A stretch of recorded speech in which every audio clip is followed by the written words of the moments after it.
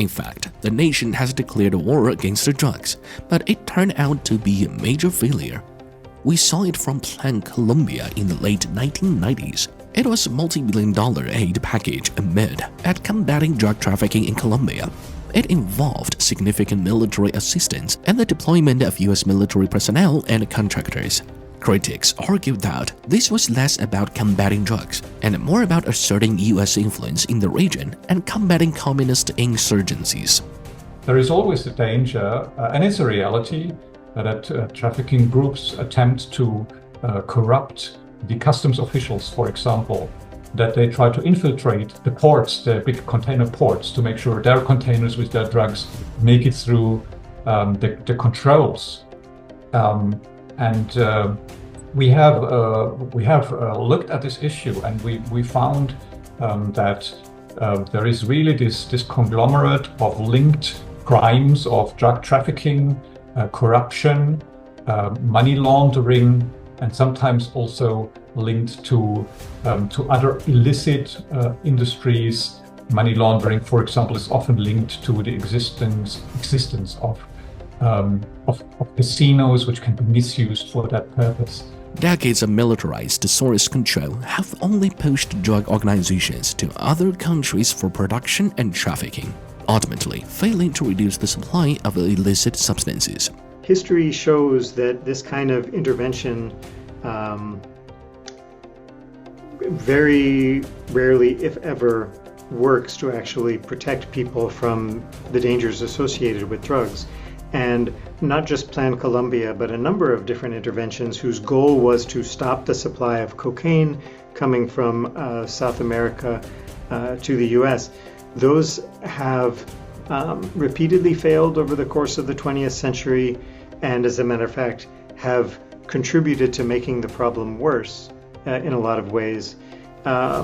Because when you stop one line of supply, when you still have a lot of demand, a lot of other people will step in to create new supplies, and because there's a moment of competition, the established supply is down, that competition selects for the most effective drug businesses. And oftentimes this, in a condition of illegality, that's often people who are willing to be violent, that's people who are better at evading the police, and so on and so forth. So those policies, they have not just failed to protect United States people from the possible dangers that come from drug use. Instead of concerning themselves with the lives and health of the people, sadly, American politicians are even allowing more tolerance for drugs as a gateway to political and economic interests. In November 2020, Oregon Governor Kate Brown even signed Measure 110, making the state the first region in the US and even the world to decriminalize the possession of small amounts of hard drugs such as heroin, cocaine, and meth.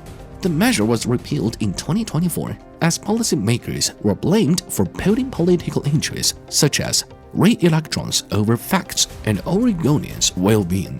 So Oregon actually did an experiment to decriminalize all drugs. Decriminalization does not mean like everyone can just do any drugs all the time. It means that if I have an illegal drug, let's say like cocaine, and I get caught with it, I don't like immediately go to the court system and all of that. Hopefully what then happens is I get put in the institution to help me recover instead of going to jail.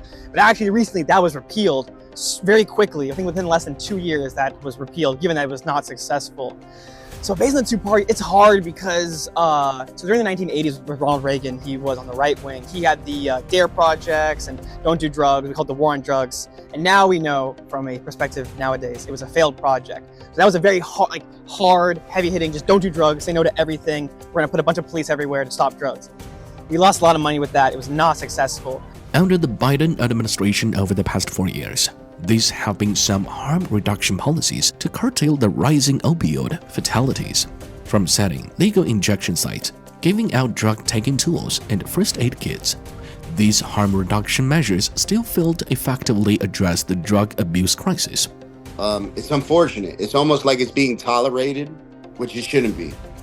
So I think about, so let's say President Trump, if this was one of his children was dealing with addiction issues, he would have a different outlook.